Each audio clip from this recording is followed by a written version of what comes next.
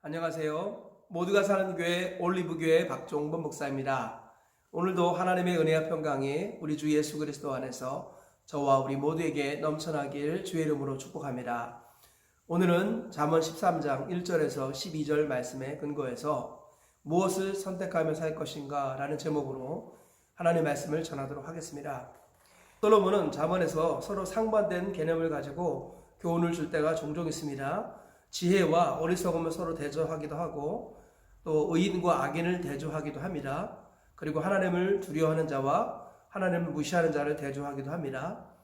그래서 여러 가지 대조를 통해서 솔로몬은 우리에게 무엇을 선택하며 살 것인가를 질문하게 하고 또 답을 찾게 합니다. 이러한 방식으로 잠언에서 교훈을 주는 경우가 많이 있습니다. 오늘도 변함없이 그런 방법으로 솔로몬이 우리에게 교훈을 주고 있습니다. 오늘 말씀을 가지고 무엇을 선택하며 살 것인가 라는 이런 관점에서 말씀을 살펴보도록 하겠습니다. 먼저 오늘 본문의 내용을 세 가지 정도로 정리해 보겠습니다.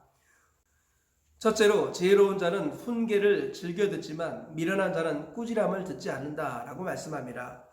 오늘 본문 말씀 1절 보니까 지혜로운 아들은 아비 훈계를 들으나 거만한 자는 꾸지람을 즐겨 듣지 아니하느니라. 10절에도 이렇게 말씀하죠. 교만에서는 다툼만 일어날 뿐이라 권면을 듣는 자는 지혜가 있느니라. 솔로몬은 어리석고 미련한 사람들은 권면, 훈계를 듣지 않는다. 그리고 꾸지람을 듣지 않는다 라고 말합니다. 반면에 지혜로운 사람들은 권면을 듣고 훈계를 듣는다. 이렇게 말씀하죠. 이 권면과 훈계, 이것들은 하나님 말씀이다. 이렇게 보면 되겠습니다. 둘째로 입을 지키면 생명을 지키지만 입술을 크게 벌리면 멸망이 온다라고 말씀합니다. 오늘 본문 2절, 3절, 5절에 이렇게 말씀합니다. 사람은 입의 열매로 인하여 복록을 누리거니와 마음이 괴세한 자는 강포를 당하느니라.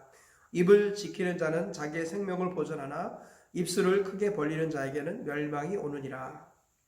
의인은 거짓말을 미워하나 악인은 행위가 흉악하며 부끄러운 데 이르느니라. 네, 의인과 악인을 얘기하면서 의인과 악인은 말에 따라 결정된다는 얘기를 종종 하고 있습니다. 오늘 본문에서도 의인은 입을 지킴으로 말미암아 생명을 보존하지만 악은 입술을 크게 벌리고 함부로 말함으로 말미암아 멸망을 선택하게 된다. 이렇게 말씀하고 있는 것입니다. 셋째로 재물은 생명을 속전하지만 가난한 자는 협박받을 일이 없다. 이렇게 말씀하고 있습니다. 4절 말씀 보면 게으른 자는 마음으로 원하여도 얻지 못하나 부지런한 자의 마음은 풍족함을 얻느니라. 7절 스스로 부한 채 하여도 아무것도 없는 자가 있고 스스로 가난한 채 하여도 재물이 많은 자가 있느니라. 사람의 재물이 자기 생명의 속전일 수 있으나 가난한 자는 협박을 받을 일이 없느니라. 11절 망령되이 얻은 재물은 줄어가고 손으로 모은 것은 늘어가느니라. 네, 솔로몬은 재물 이야기를 합니다. 그러면서 주로 재물과 부지런함을 많이 연결시키는데요. 부지런한 사람은 재물을 얻게 되지만 게으른 사람은 가난하게 된다. 이런 말씀을 많이 합니다. 오늘 본문에서는 특별히 강조하는 것이 재물이 자기 생명의 속전이 될 수 있으나 또 재물이 없는 자는 협박받을 일도 없다. 이렇게 말씀하고 있습니다. 재물의 역할을 말씀하고 있는데요. 재물이 생명의 속전이 될 수 있다라고 말합니다. 반면에 재물이 없는 사람은 협박받을 일은 없다라고 말씀합니다. 그래서 재물을 모으는 데 어려움이 있고 재물을 유지하는 데 불편함도 있다라는 거예요. 그러나 그 재물은 사람의 생명을 살릴 수 있는 속전의 역할을 할 수 있다. 이렇게 말씀하고 있습니다. 오늘 이 말씀들을 생각하시면서 무엇을 선택하며 살 것인가 라는 관점에서 우리에게 주시는 교훈을 살펴보도록 하겠습니다. 첫째로 평생 동안 훈계와 권면을 들을 것을 선택하라 라는 것입니다. 솔로몬은 지혜로운 자는 훈계를 듣지만 미련한 자는 꾸지람을 싫어하느니라 라고 말씀합니다. 어제도 말씀드렸습니다만 세 부류의 사람이 훈계 듣기를 싫어하지요. 첫 번째로는 어른이 훈계 듣기를 싫어합니다. 두 번째로는 전문가가 훈계 듣기를 싫어합니다. 세 번째로는 부자가 훈계 듣기를 싫어하죠. 그래서 어른이 되고 전문가가 되고 부자가 되면 하나님 나라에 들어가기가 어렵다라고 성경은 많이 말씀합니다.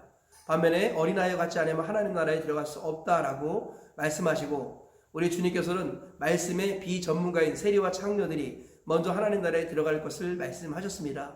뿐만 아니라 우리 심령이 가난한 자는 천국이 그들의 것이다 라고 말씀하셨습니다. 우리 주님께서는 평생 동안 훈계에 듣는 것을 결단하라고 말씀합니다.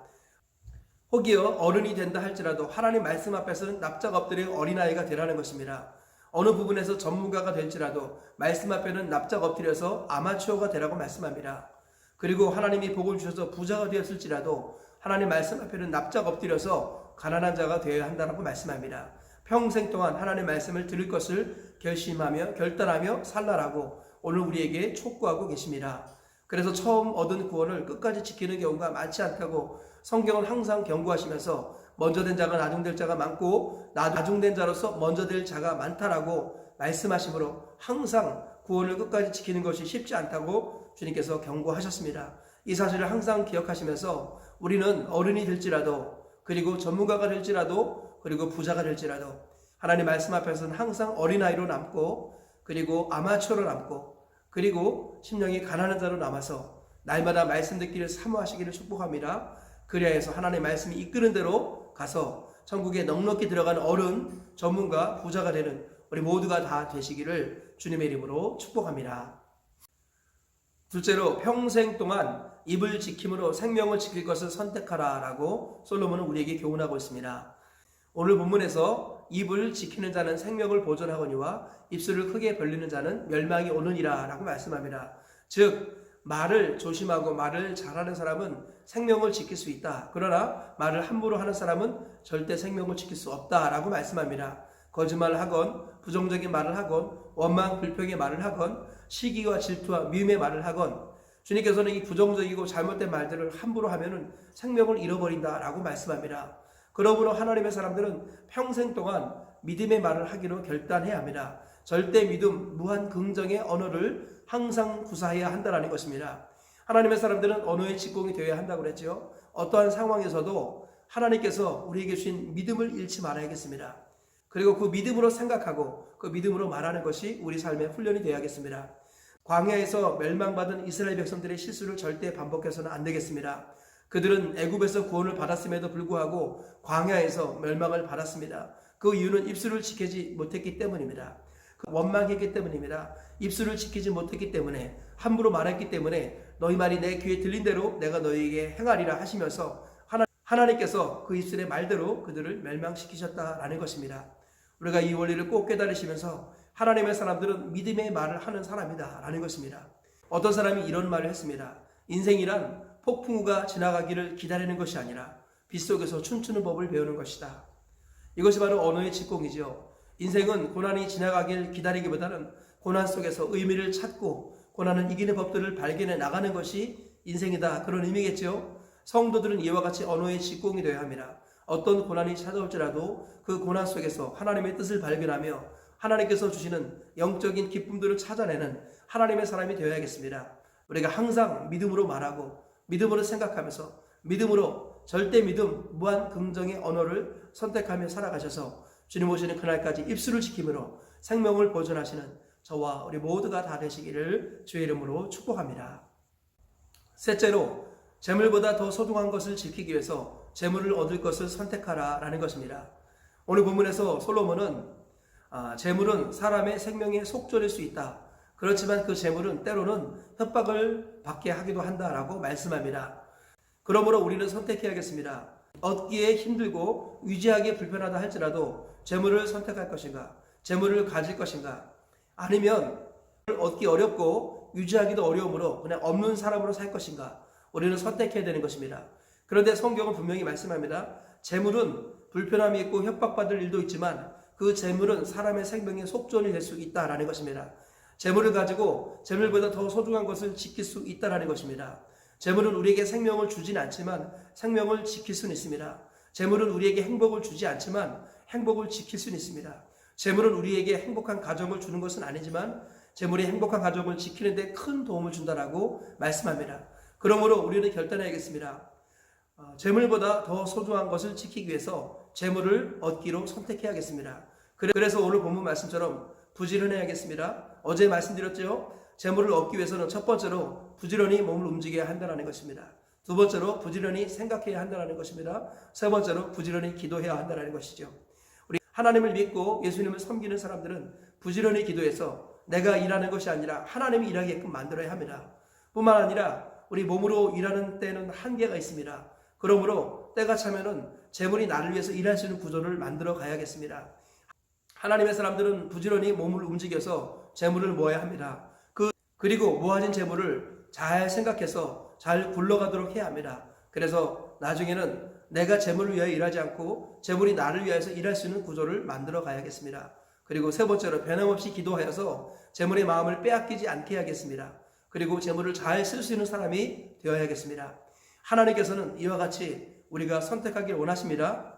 그냥 고민 없는 평범한 가난한 사람으로 살 것인지, 아니면 조금 불편하고 유지하기 힘들더라도 생명을 살릴 수 있는 재물을 얻으며 살 것인지 우리가 선택해야겠습니다. 하나님의 사람이라면 요셉처럼 다른 사람을 살리고 세우는 일에 힘써야겠습니다. 나 하나의 생명을 위해서 사는 것이 아니라 다른 사람을 살리고 세우기 위해서 우리는 재물이 필요하다는 것을 인정해야겠습니다. 재물보다 더 소중한 것들을 지키기 위해서 재물이 필요하다는 것을 항상 기억하면서 재물을 얻기를 선택하는 저와 우리 모두가 다 되시기를 주 이름으로 축복합니다. 말씀의 결론을 맺겠습니다. 솔로몬은 대조되는 두 가지 개념을 통해서 오늘 우리에게 무엇을 선택하며 살 것인가를 교훈하고 있습니다. 첫 번째로는 평생 동안 훈계와 권면을 들을 것을 선택하라는 것입니다.